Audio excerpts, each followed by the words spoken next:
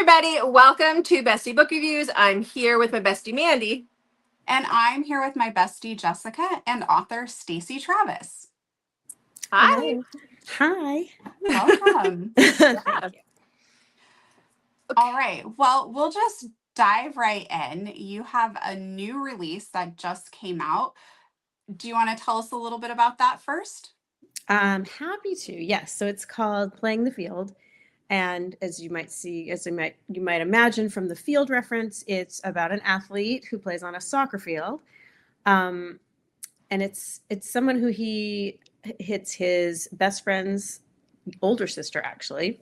She's 5 years older than them. And so he kind of remembers her from when he was in high school and she was the older sister, and he kind of had a thing for her, but figured she didn't notice him. Fast forward to now, he's 28, she's 33, and they kind of have a run-in at the airport. But essentially, they're going to go their separate ways, and they don't even really recognize each other. But she's had kind of a career disaster that is landing her in Los Angeles, and she's going to be the data analyst for a soccer team, which is not her wheelhouse. She's not really into sports. And it's kind of there thinking, all right, I'm going to pay my dues here, and then I'm back going up to the Bay Area, which is her home that she loves. And he has kind of had a rough go as a soccer player because he has a temper on the field and he's had a lot of red cards. So he's pretty certain that he's going to be traded. And so we get to a situation where she's in a position to potentially save his job with her analytics and sort of figuring out whether he actually is the right fit for the team. And they also end up living together because the brother, who is the connection between the two, is where he ends up housing them both for a variety of reasons. And so they're roommates. They have a workplace little conflict, and then they have the brother's best friend issue as well. So there are many reasons why they should not be together, and then many reasons why they should. Okay. And you also weave some really good humor into that story as well. You can stop me if you don't want me to talk about this part, but I loved when Hunter is sitting there talking, and the brother's name, it's slipped my mind. Oh, her brother's name? Yes. Kyler. I was going to say, slipped yours too, huh? Mine too. Yeah, Kyler. Yeah. Well, he had just gotten back from a business trip, and he's talking to Hunter, and Hunter thinks that he's showing him pictures of his boyfriend, and so he's trying to be supportive, and he's like, dude, it's my business partner. I was dying laughing because he's like, I'm trying to be supportive. It was a good bro moment, yes, Cute. where he was like, Yes. I'm hearing you, and I'm hearing you say, isn't he great? This is my new partner. And he's like, I didn't realize that's awesome for you. And yeah. Mhm. And Yeah, then she knows, the sister knows that like he is not getting it. Yeah. I have to giggle because I have a laughing at them. business partner, and there's times with my own business partner when I'll be like, this is my partner. And then I'm like, oh, wait, this is my business partner. Yeah. It's not like that. Love her, just not that way. Right. So, Yes. yeah. Yes. So there's, I mean, I hope there's a little humor in there. Yes, that was. Yeah. Yeah, I that's sometimes just just get carried away with the characters. They start kind of talking to each other, and they just, sometimes they're funny. Yeah. I love it. I love it. I think sometimes that's when you get some of the best scenes is when you let the characters take over a little bit. So I love that. I know. yeah. Yeah. Mm-hmm. Mm-hmm. Yeah, that's So a big part if of the process, somebody- actually. If somebody was new to your writing, Mhm. what type of books do you typically write? And is there somewhere where you would recommend somebody start? So I love brainy female characters. Like I love a STEM heroine. I love like women who are super proficient in one area, but then maybe, they either doubt their romantic potential, or they're just not interested because they're very, focused on career or something else. But it's not that they're insecure. It's just not their top priority. And then to be able to like have that kind of unfold for them, I love to do. And then I also like these kind of alpha men with a golden retriever side, or sort of the cinnamon roll side. So like you see them as, they're maybe barking at somebody at work or on the soccer field, they're aggressive. and they can definitely, take a stand and have that moment of like, keep your hands off her. But at the same time, they have like such a, soft side that you get to uncover. And it's, watching the romantic lead, like watching her uncover that is like my favorite thing to do. So I do a lot of small town because I do love like big families. I like the meddling aspect. I love the like siblings who are in each other's business and think they know. And I like the small town aspect of like other people who kind of, just everybody's talking about everybody and everybody knows, something about everybody's either dated that person or knows that person. And so I like that dynamic. But I also like sports. So I kind of have gone back and forth between the two worlds, and there's been a lot of crossover too, because even in my small towns, there's usually someone who ends up dating an athlete who's in the town for a short period of time or someone from their past. And so I've kind of mixed those two genres, which I know, a lot of people don't do, but that's one of my favorite things to do. So I do. Yeah. Yeah. In terms of where to start, like if you're into the soccer thing, because this is now soccer, I have a soccer series that preceded this. And so this is the rival team to that team. I have the San Francisco Strikers. So He's a Keeper is the first book in that series. But there's crossover. There's crossover between that series and the Berkeley Hills that came before it. So it's almost like anywhere you jump in, you're going to find characters that repeat and that crossover series, and everybody sort of knows everybody, and it's just sort of become a big world at this point.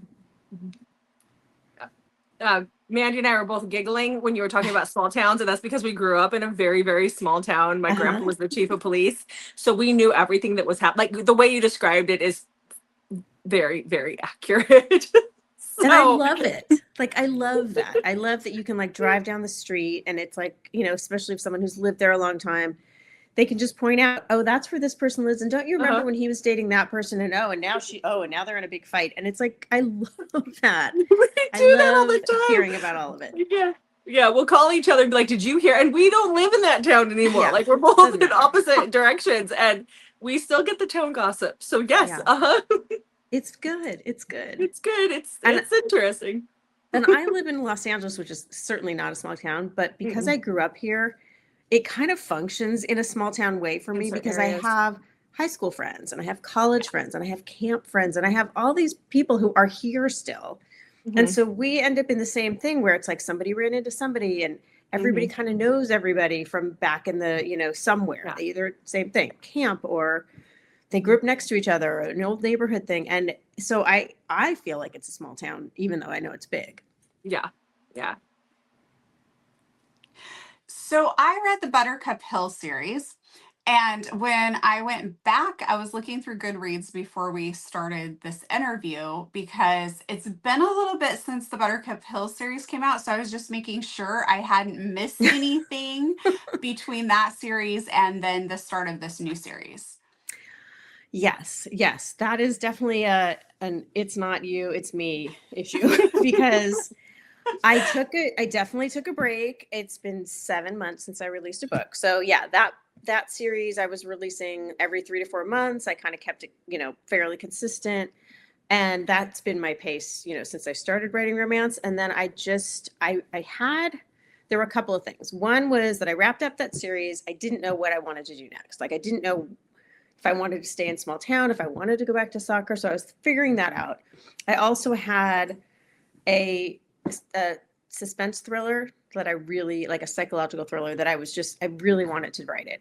It was like taking up space in my brain. I kept thinking about it. I kept going back to it. I outlined it a bunch of times. I had taken stabs at it. And I just felt like if I don't take this time and actually clear a little bit of my schedule and devote some time to it, I'm never going to do it. And I really want to do it. So I just did that. Like I kind of made that my priority before I really set a solid release date for this next series.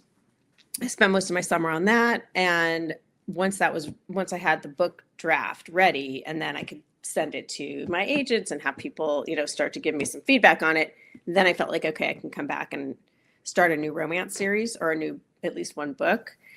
But I knew that meant there was a big gap. So I'm sure people were like, where did she go? And is she still here? Is she still with us? But yes, I am here and with you. And I am hoping that this thriller also could be a new direction. So has that been published yet? No.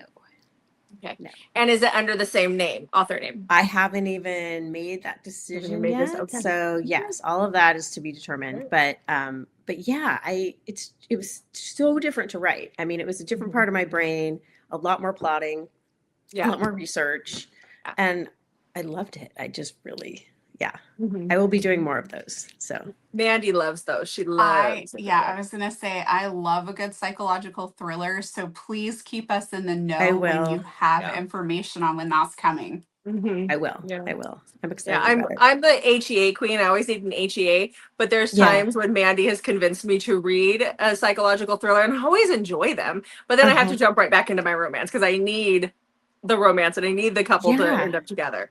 Well, and I sometimes feel like I need a good murder. Like I just need, Yes. like this is great. It's happily ever after, but where's the dead body?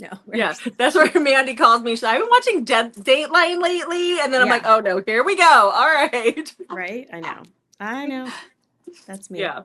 Yep. Dateline's my guilty pleasure. Typically when she's sick and she's home. It's good stuff. Yeah. Yeah. Good food for thought. I get to hear all about the Dateline episodes she watches. So yeah. Well, yeah, if you have one that's particularly good, send it my way because it could definitely turn into the next book. Okay. You never know. Sometimes the stuff that happens on Dateline seems so far-fetched that I think if it wasn't for the fact that it was true, that people would not believe it. It is. I know. I agree. And sometimes it is so strange. Like what people actually do is so bizarre. I was like years ago when I was in school, I was actually taking a screenwriting class and I wrote a scene and I used something that like had happened to me. And my professor came back to me and he's like, I like this, but this thing that he did, I think it was that he stole a phone. Like he stole a phone from his mother's house, this woman's mother's house. And the instructor was like, nobody would do that. Nobody steals a phone. And I was like, I hate to tell you this, but this happened. This guy came to my mom's house and stole her phone. But it was a terrible story idea. Like, because it just seemed like, why would you use that? Like, nobody does that. And he's right. Nobody does that. Yeah. And I think sometimes the ones that are real life that are close to home are the creepiest ones. Mandy, there was one in our small town. It was a murder situation, a couple of people. And when we read that book after it was written, there was, Greg Olson wrote the book on it. It was freaky because this was all happening as we were growing up. Like we knew these people and this was all happening under your nose and nobody knew. And I think that made it that much more freaky because you would have never suspected, never thought. And it was totally happening and it was just horrific. Yeah. So you don't want it to be true. No. But some of those plot lines make some of the best books. So yeah. So I'm with you. So what paths did you take that led you to become a writer? So I've pretty much always been a writer in my career. I started as a journalist and I was a reporter for a while and a freelancer and I wrote some nonfiction books. And so I was kind of like in that nonfiction journalistic space.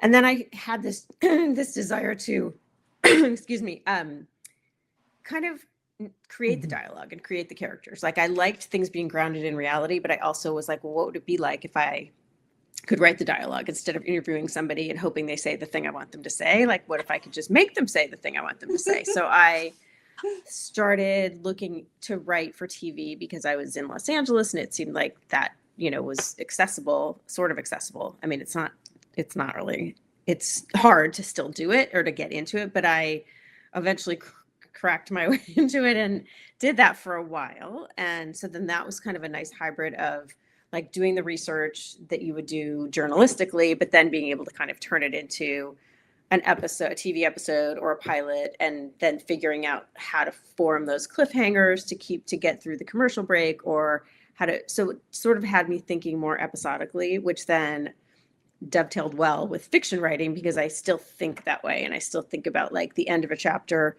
where that needs to end so that someone wants to read the next chapter.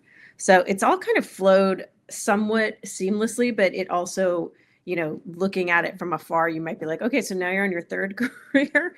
which is kind of true, but it's also feels like one big thing because it's all writing and it's all story and it's all characters. And so I feel like it all comes kind of from the same place of like looking at relationships and how people talk to each other and how their psychological baggage and the different experiences they've had, comes into play in their new relationships. And so like in romance, we see how that all plays out.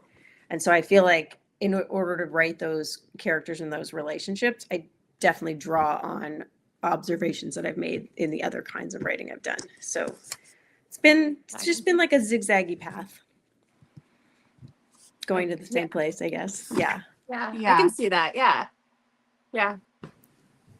It's interesting. We've done several author interviews and everybody has a different way that they ended up. It's not like I'm a teacher. And so if you talk to a lot of teachers, they're like, oh, I always wanted to be a teacher. So I went to college and now I'm a teacher. And authors always have this very different woven path. They may have always wanted to write, but how they end up there is always so different. Yeah. Yeah. And I think sometimes if you come from a completely different background, like if you were a physician and then you ended up as a writer, like you're drawing from very different things than if you're sort of more of like a trained writer or a writer who started off as an editor. Like every different facet of a job is going to bring different things to it. So, which is great because then you have a variety of stories. Exactly. Yeah. Okay, this is the worst question that we will ask. Oh, okay, good. Excited. Do you have a favorite book or character? And we know that's like asking you, like people to pick like a favorite child or something. Of mine or of anybody's? Oh, Yours. I was thinking yours, but if you want to throw something else out there, you can. Yeah. Well, there are so many good characters. Oh my God, that writers have come up with. That's almost too big. So I think I'm going to stick with my small world because that's at least something I can my brain can get through. So I have a character and I do sort of love this character. He's a little bit different. It's the final book of my Berkeley Hill series. It's called No Match for Her.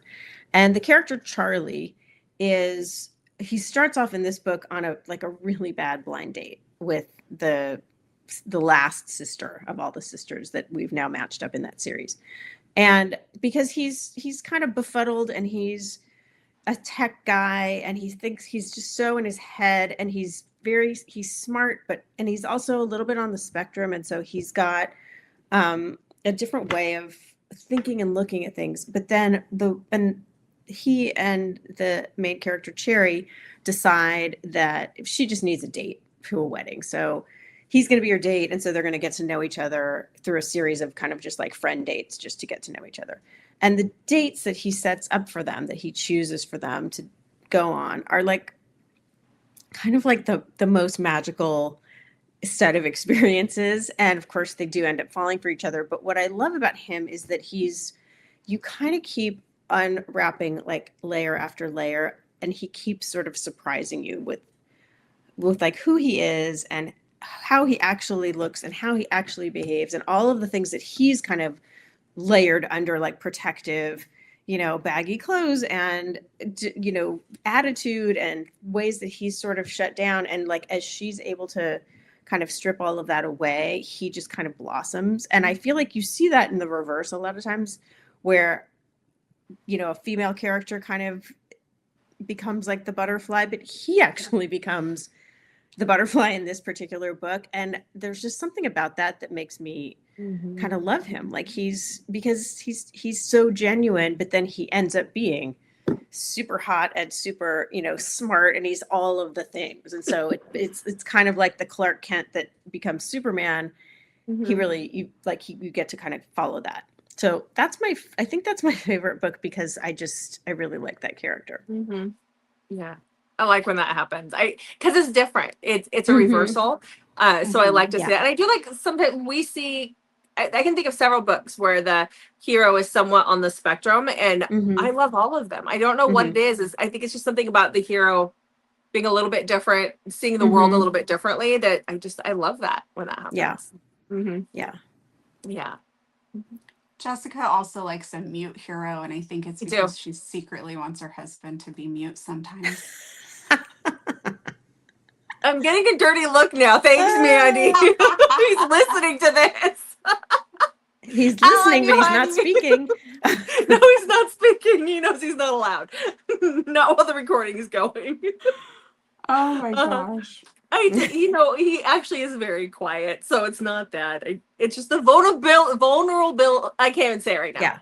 Yeah, that's what it is. That's Mm-hmm. and maybe it is the quietness. He'd probably just let you read all the time without bugging you. So, yeah. Yeah. Oh Yeah. my I gosh. get it. So for in playing the field, Hunter is a professional soccer player. Yes. Did you just decide like I want to write a soccer player, or where did the idea for that come from? And how much research did you have to do to be able to write him as a professional soccer player? So I have two sons, and they both played soccer kind of from the time they were 5. And so Oh. I spent a lot of time on the side of a soccer field. So I definitely know soccer, and I know soccer players, but then I also with them would watch, hours of professional soccer. So it translated, and we'd go to games. And so of all the different sports, and I actually love sports, and I love college sports, I love pro sports. I will watch any of them. But soccer just has like a special place for me because I spent so much time watching them play. And it is they call it the beautiful game. Like it really is kind of an amazing, when you watch a player almost just like take off like they have wings, like just go, fly, flow across the field and like make that perfect cross and score a goal. Like it's magical. And so I felt like there were not a lot of soccer books. I mean, you don't see as many compared to say like hockey or whatever. So I felt like, okay, it's kind of uncharted territory a little bit. And I was a Ted Lasso fan. So I felt like, who doesn't like that? And so it was just a kind of combination of things that made me think, okay, this is the sport I'm going for. And I had done the San Francisco Striker series, and that was why I had decided to go in that direction for that series. And so then for this one, it felt like a natural thing to have a rival team to the San Francisco team. And I could have some crossover of like maybe some players or people, characters you've seen in other books. So it felt like a natural fit for me. And I think, for me, I'm kind of tired of hockey. So getting soccer, which is a little bit different, is kind of nice. But don't get me wrong, there's just a lot of hockey out there, which is great. I know. There's just a lot of hockey. There is a lot of hockey. People really love hockey. They do. Which I lived in Alaska before this. We would go watch hockey games. My son played hockey. Like I like hockey. I don't like being cold at hockey games all the time. But it's I cold. do like I know. It's very cold. Your butt's freezing all the time. The benches are metal. Like who made that decision in an ice rink? But but I do like reading something else. It's something different. And I like that. I like a different sport than what we're constantly. Yeah. And it's not such heavy lifting that you can't like understand the rules of the game. Yeah. It's not like if you were be brought like, I don't know, I feel like lacrosse, I would need somebody to kind of explain the rules of lacrosse to me just as a primer before I could really understand what they were doing with the sticks and the running and whatever. Yes, exactly. I agree. Yeah. I wouldn't mind a few rugby books, but I would still need to know a little bit more about rugby before. I don't think there are rules in rugby, so I think for that one you could probably just you could have them do whatever they want. Yeah, like guys with a ball and tree trunk legs. That's about it. Having watched it, I'm like, they're just like they just go. They just go hard and exactly. And then they drink a lot afterward. Yes, that was my think that's pretty much the whole point, I think. Yeah, so I think that one you could probably write pretty easily. We just summed up rugby real quick. And for our Australian viewers, I'm sorry. Exactly. If it's not right. We just don't know. We tried. Yeah, we tried. Yeah.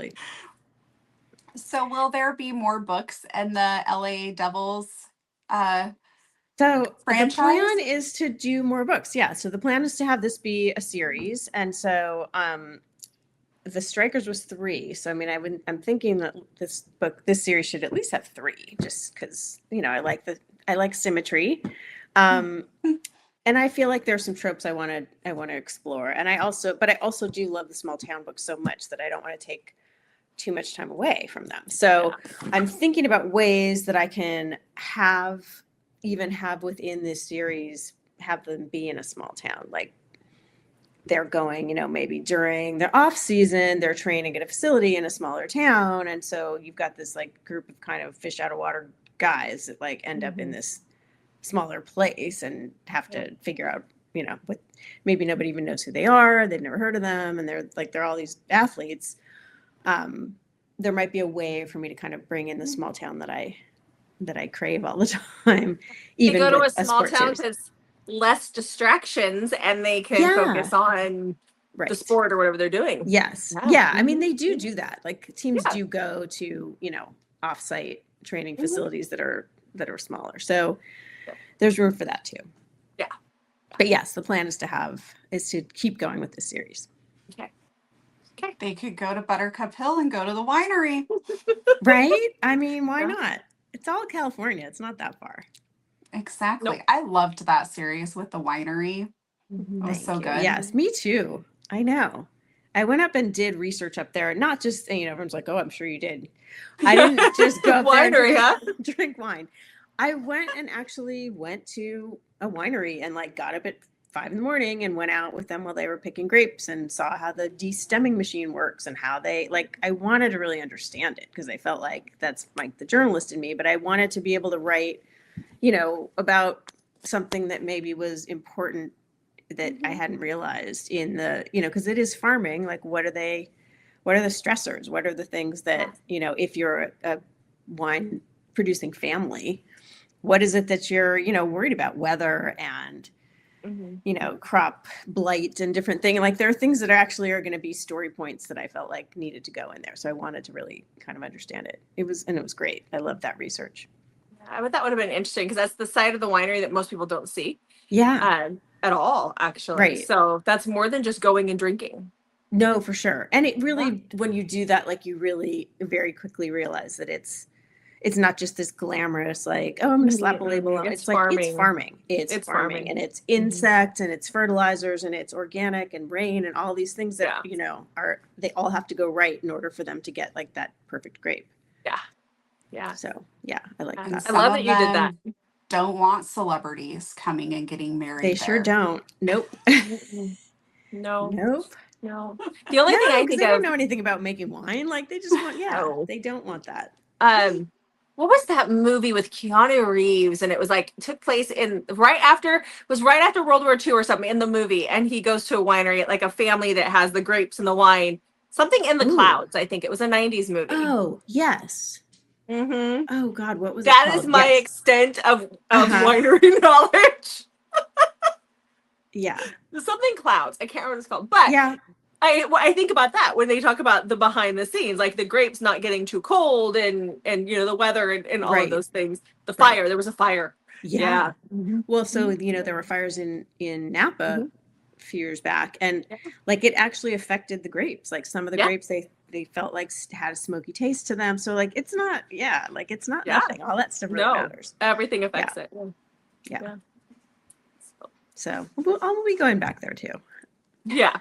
That was a great series. Thank you. It was like the winery series I didn't know I needed. That's where I think you found your love of wineries, right, man? You like when you were reading that, you're like, I like it when the book takes place in a winery. That was kind of like her new thing. I did. Yeah. Mm-hmm. It was good. I mean, and I like that. I like when there's like a whole world, that you can kind of like, you can visualize it, you can kind of get absorbed in it, and it's different. It's different than the world that you're in every day. Yeah. So, yeah.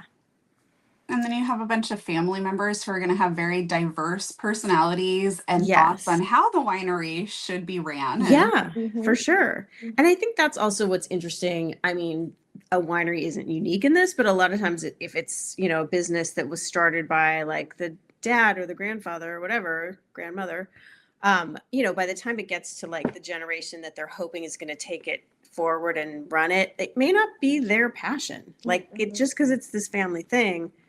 This one might want to go in that direction, and this and they're sometimes looking for like that surrogate, like that one kid who's going to take it and believe in it the same way, and even that can cause the family dynamic to fray a little bit because they all have different. Maybe none of them want to do it.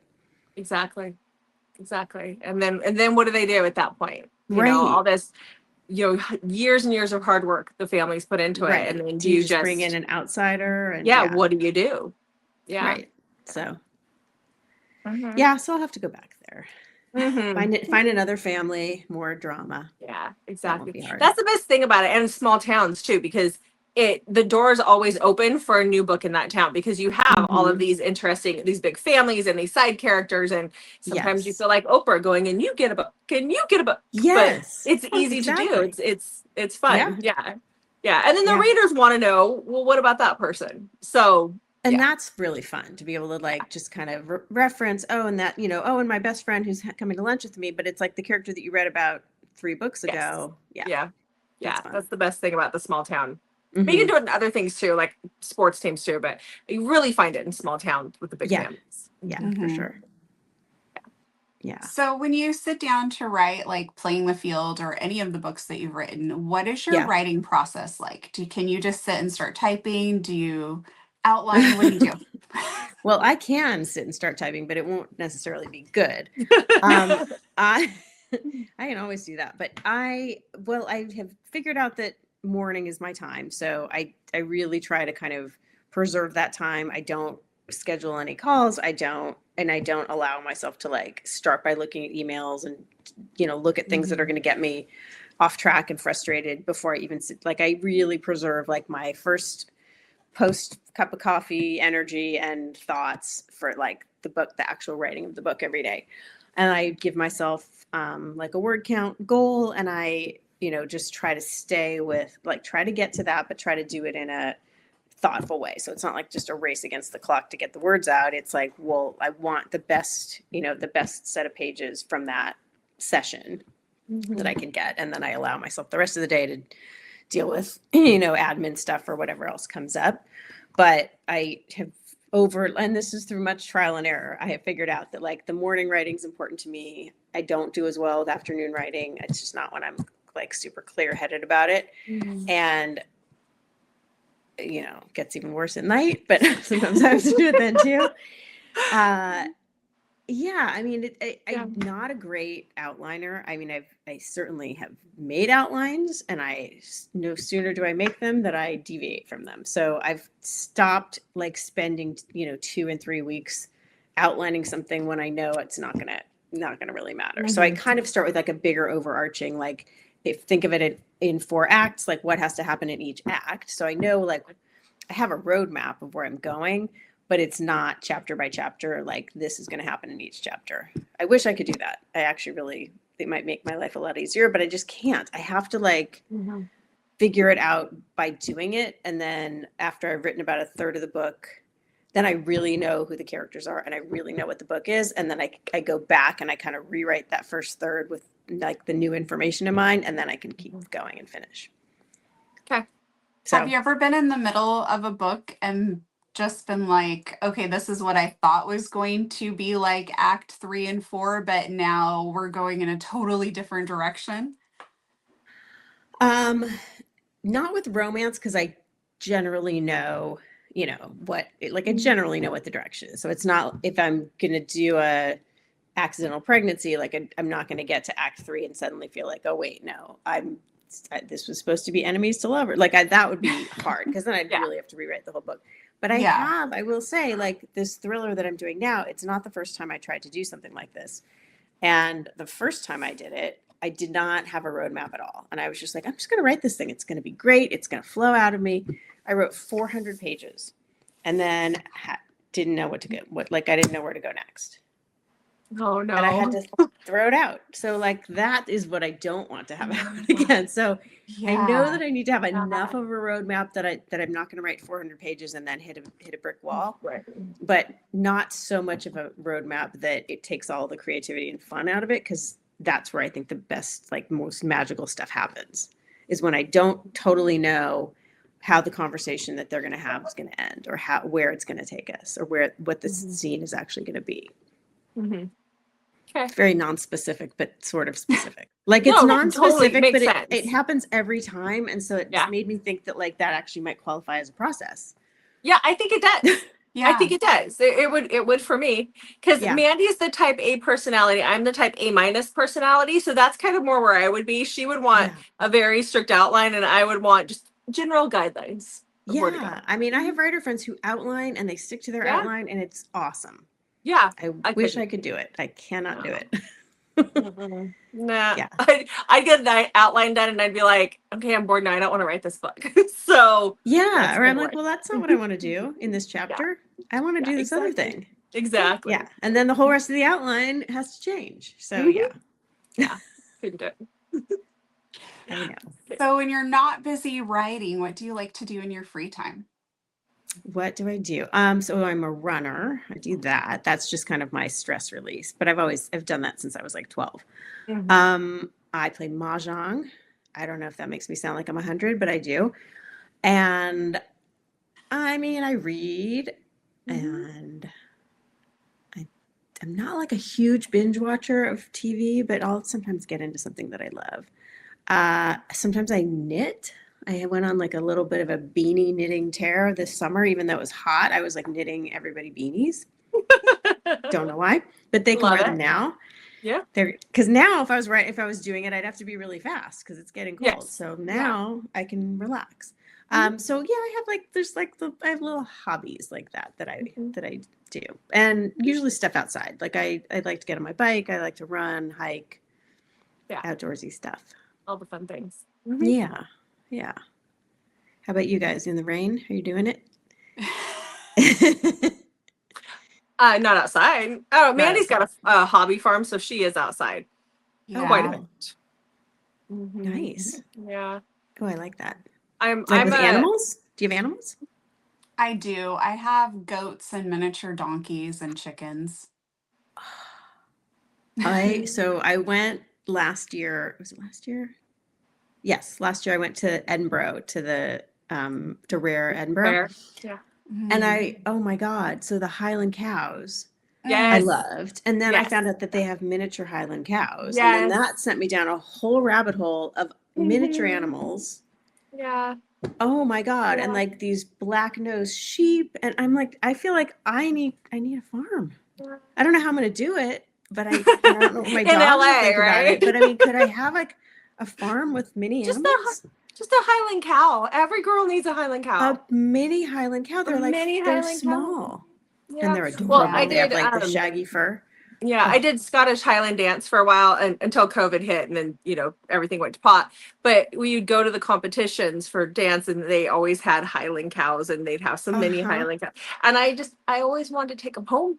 They're Oh just my too God. cute. They're So adorable. they're adorable. So I'm envious, especially the mini ones. Oh my God. Yeah.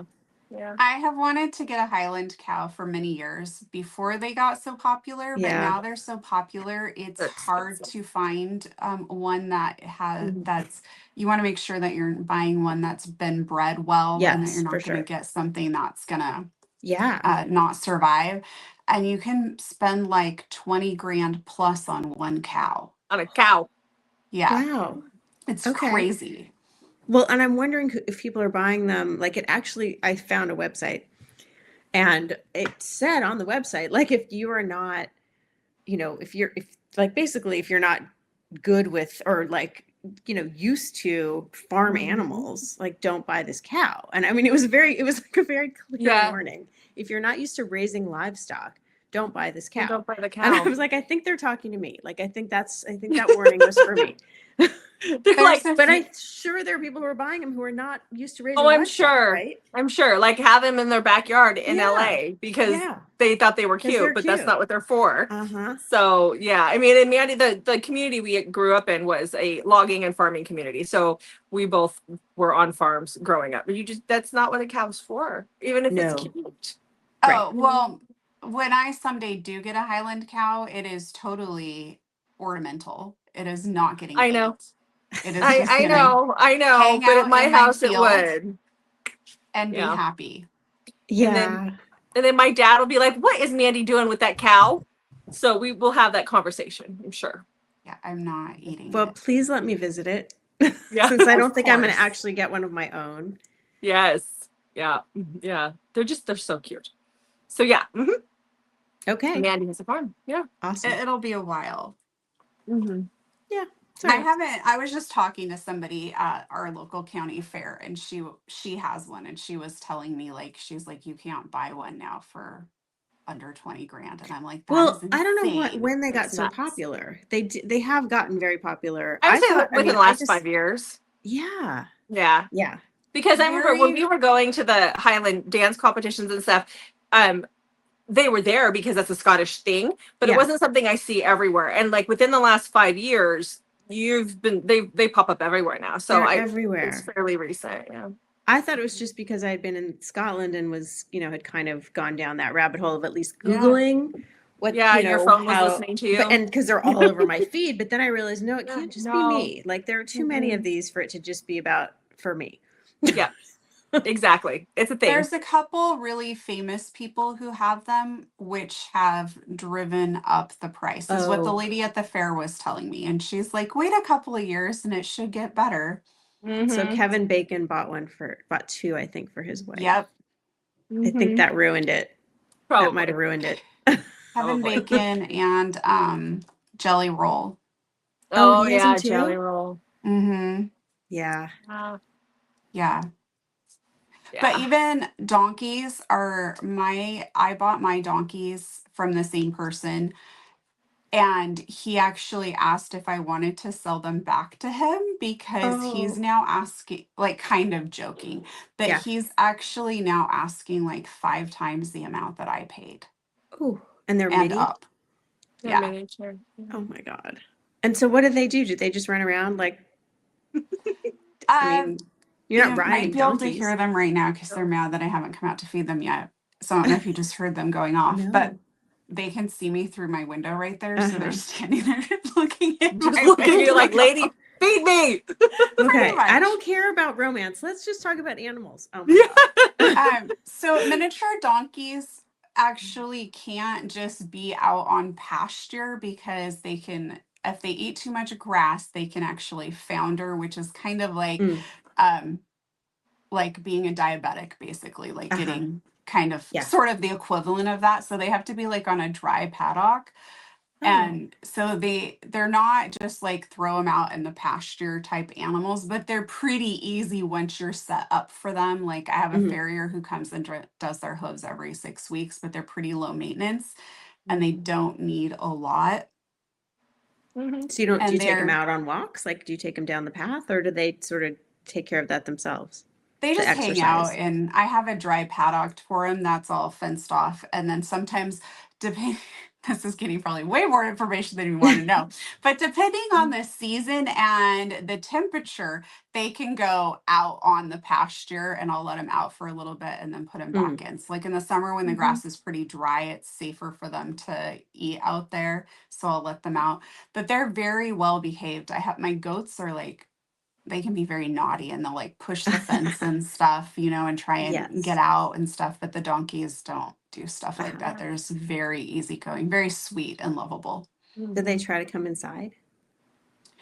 No, the goats have. They've gotten out and been on my deck looking in the window. Mm-hmm. My dad used to bring the goats in. When my kids were babies, he would bring in the baby goats and let the kids play with him in the house. And my mom would be yelling at him, if that goat poops in my house, you're living in the barn, But he would bring in the baby goats at least. So for a little My while. Now he baby just brings in the goats bunnies. Lived in the house when they were very little. Yeah. Oh, I remember that. Yeah. For several weeks. Yeah. But not on like the carpeted part of the house. Yeah. Yeah. Well, But I see were bottle people doing babies, like so. goat yoga with the baby goats, and I'm like, how is that not? How are people not getting pooped on all They the whole have to class, be. right? Oh, They definitely. have to be. Yeah. Yeah. You also see people that have like calves in the house, like baby cows in the house Yeah. or whatever, or miniature horses. And that animal is just taking dumps wherever it wants because it's an animal and that's what it does. Yeah. So That's what it does. yeah. Which is why my mom would yell at my dad about you Yeah. cannot have that animal in my house. So around my grandbabies who were crawling on the floor, that kind of a thing. Totally. Yep. Yeah. Yep. So farm life. So then maybe that's my next book. Maybe it's a farm. Maybe it's a Yeah, that'd be farm. good. Go. A soccer player with a farm and a With like winery. rescue animals. It gets Yeah. crazy. I think there needs to be some Yeah. animals in there. Yeah. And some hijinks can ensue with the animals. Yes. So okay, Yes. check. Check. Write that down. Thank you for that. And You're I know welcome. I will go write and yes. I'll let I you know. love it. You're welcome. I look forward to reading that. Yeah. It'll be fun. Yeah, I'm excited. Mm-hmm. It Please will put require your research. notes I'll have to go pet some that animals. goats actually have Exactly. very sensitive stomachs, and it's not like they cannot eat everything like people assume. They actually can get very sick from a lot of very common things like rhododendrons. Like one bite of a rhododendron can kill a goat. No. Okay. Yeah. So you don't have those growing, I'm sure, but how would they get those? If A you what? have them growing, Yeah. I guess. Yeah. Yeah. Yeah. Mandy's seen it My- written into books before, and then she gets like, the goats I- can't eat those. I do. So, yeah. My mom actually loved rhododendrons. It is the state flower of Washington, right? Oh, Like is it it? used to be. Is it? And so we had lots of rhododendrons growing up. And so the goats were fenced separately. And one of them got out and bit like a little tiny bite. And we had to have the vet out who had to like pump the goat's stomach. Oh. And it was like crazy. He immediately started foaming. It was wild. Oh no. Yeah. Oh, okay. So that's no joke. Yeah. Yeah. Mhm. Mhm. No Well, that was a rhododendrons. tangent. I apologize. No, I asked. That was I fun. asked you about the animals. I was excited about that. Mhm. Yep. Yep. Okay. So will All we right. see you at any author signings coming up? Oh, I do have a couple.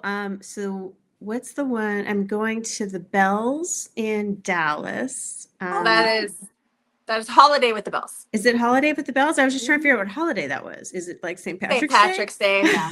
I questioned it yes. too. So And I'm I doing told that. you it's St. Patrick's Day. We have to do it. So See? yes. Yeah, so I'm Yeah. doing that. And then Okay. I'm going to Love in the Queen City in Cincinnati in, I Okay. think, June. I'm going to places I haven't been. So I've not been to Cincinnati. I've not really been in Dallas. Mm-hmm. I mean, I was at Book Bonanza, but I was in the hotel the whole time. So I feel like You that's not really typically Dallas. are. I need to see Yeah. Dallas. We booked Mhm. one. It's the Bells, isn't it, Mandy, in New Orleans? But it's No, that's next year. Wild and Windy. Wild and Windy. So there's Oh, one in that'll be New fun. Orleans that we just booked. Yeah. And we've got to that point where we're trying to book places that we want to go that we haven't been. Yeah. Because we tend to go back to Vegas every year for Love in Vegas. Right. But now we're like, let's do other places we haven't been. So I Yeah, get that's that. how I feel. I want to just, Yeah. like see Yeah. see the US. I mean, Cincinnati, I don't know. I need to find a reason to go there. So this is it. Yeah. Yeah. It's not a Yeah, place so that those you two can so find- far, I don't know. I have to look and see if there's anything else, but those are the two that are off the top of my head, and then in the first 6 months of the year. of the year. Okay. Well, we Yeah. will see you in Dallas. I'm excited. That's great. Yeah. Awesome. That's going to be a good signing. There's a lot of great Yeah, authors I think now. it'll be fun. Yeah. So yeah, we're excited Yes. for that one. I was gonna say holidays, and then I was like, is it the holidays? 'Cause Yeah, it's they're St. all- Patrick's Day. It's St. Patrick's Day. Okay. That's a It good holiday. seems like when you talk about holidays, it seems like it should be around Christmas and New Well, I Year's. thought when people say the holidays, I thought that's what they Yeah. usually mean, like the Yeah. holidays. Yeah. Yeah. But it could be- I'm kind of crazy where I know that I'm from Irish and Scottish descent, and so I always try to make a big deal out of St. Patrick's Day. So it's a big deal. It's a big deal. My And I was- older son's birthday is St. Patrick's Day, so Well, with my husband's always like, oh, let's have corned beef and cabbage. And I'm like, but that is an American thing. That Yes, is not it an is. Irish meal. And so for a long time, I refused to make it. Then my sister-in-law made it for my daughter, and she fell in love with it. And I'm like, okay, fine, now I'll cook Yeah. it. Smells bad, but I'll cook it. So she taught me how, where it's not bad. Good. So, Nice. yeah, yes. So that's the plan for this year or next Yeah. year, I guess. we'll be in Dallas. Awesome. Yeah, Cool. that'll be fun. Yes. Yeah. Well, before we wrap up, what is the best way for readers to connect with you? Well, I'm on Instagram. That's probably the most consistent place that I tend to kind of check in. I have a Facebook group, but it's kind of not happening in the way that it used to because of me.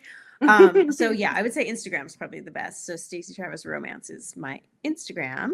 And yeah, and then a little TikTok here and there, just email. It's always good. I love to hear from people, so I respond. So Okay, that's perfect. good too. Yeah, All right. yeah. Thanks, you Okay. guys. Of course. Thank you. That's Is that all awesome. the questions we have, Mandy?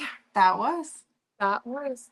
All right, well, let's wrap her up and then we'll chat. So thanks, thanks again for being here. You're It was great welcome. getting to talk to you. And the book is out now, right? The book's The new out. one? Yes. It is Yeah. out. And what's the title of it again? Because I space all the time. Playing the Field. All right. Okay. So that is out. So you guys go grab it. And we will see everybody in the next video. Sounds good. Thank you, guys. Thanks. Oh, thank you.